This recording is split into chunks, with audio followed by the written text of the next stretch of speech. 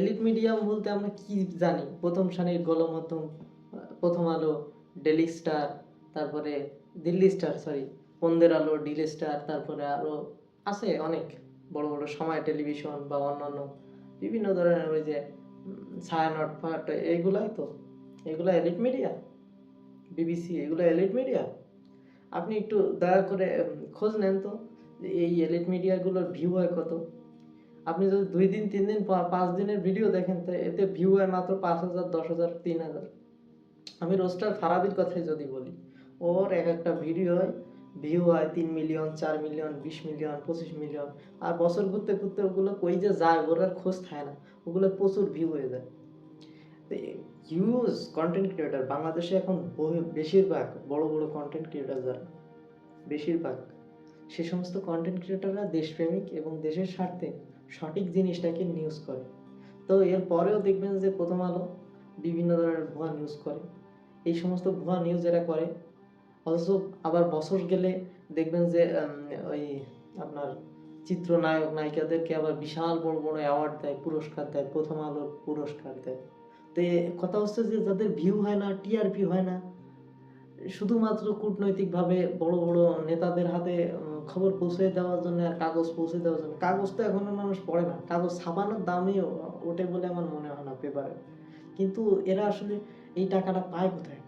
এত টাকা পায় কোথায়? আবার এক একজন এমপ্লয় বা এক একজন সাংবাদিকদের যে চলাফেরা বা যে অবস্থাটা দেখি, এত টাকা যোগান আসে কোত্থেকে?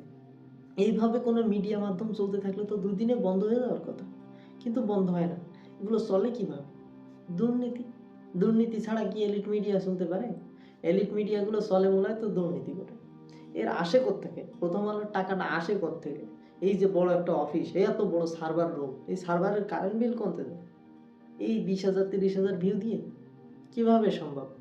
আমরাই তো পাই না ভাই। আমার প্রত্যেকদিন 30,000 ভিউ হয় আমার চ্যানেলে। ভাই মনিটাইজেশন নেই। 17,000 সাবস্ক্রাইব, প্রত্যেকদিন 30,000, 25,000, 1 লাখ, 1.5 লাখ ভিউ আসছে, কিন্তু মনিটাইজেশন নেই। অথচ এদের এদের এদের কিভাবে চলে আমি তো, আমার মাথায় ঢুকে না ভাই। মাথায় ঢুকবে, আর মাথায় ঢুকে অবশ্য জানি, তবে ভাই মানে মানুষের মাথায় ঢুকবে না, অনেকের মাথায় ঢুকবে না। তা আমার কথা হচ্ছে ভাই, কিভাবে সম্ভব? এ কেমনে চলে? এলিট মিডিয়া না এরা আসলে। বাংলাদেশের যে সমস্ত কন্টেন্ট ক্রিয়েটার আছে অনেক বড় বড়, এরাই হচ্ছে এলিট মিডিয়া। এরা দিন শেষে যেটা প্রচার করবে এটাই হচ্ছে বাস্তবতা। দিন শেষে এরাই সত্য টেনে বের করে নিয়ে আসে।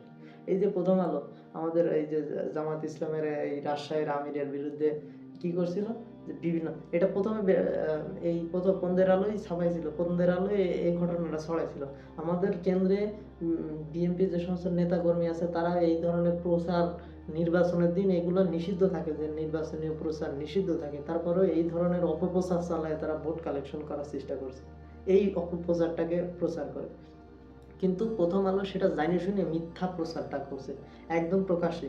এখন যদি জামাত ইসলাম থেকে প্রথম আলোর বিরুদ্ধে একটা মামলা দেওয়া হয়, এই মামলাটা কার্যকর হবে, কিন্তু জামাত ইসলাম এটা করেই নাই। কেন করি নাই সেটা জামাত ইসলামের উপর মহল জানে, বা উপর মহলের লোকেরা জানে। তা আমি বলবো যে এই দিল্লি স্টার আসলে প্রথম সারির গণমাধ্যম না, এরা আসলে এজেন্ট আর কিছুই না। এজেন্ট ছাড়া এরা কোনো সাংবাদিক বা এরা কোনো মিডিয়াই না, এরা কোনো এলিট মিডিয়া হইতেই পারে না। এদেরকে আমি এলিট মিডিয়া হিসেবে মানি না ভাই। যাদের ভিউ হয় না, টিআরপি হয় না, টিআরপি হচ্ছে মূলত এলিট মিডিয়ার মূল চাবিকাঠি। যাদের টিআরপি হয় না, ভিউ হয় না, তারা কিভাবে এলিট মিডিয়া হয়? এলিট মিডিয়া এরা না।